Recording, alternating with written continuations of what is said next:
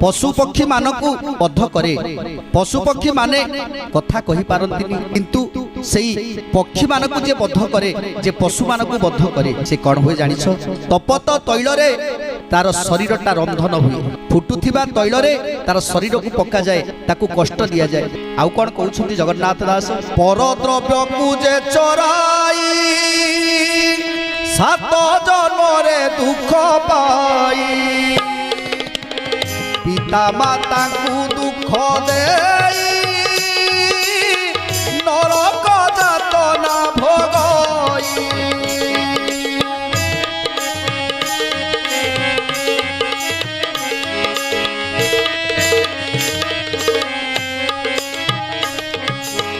परद्रव्य को जे हरण करे से 7 जन्म पर्यंत दुख पाए। पिता माता को दुख दे सुख को आपणेबा चेष्टा करे।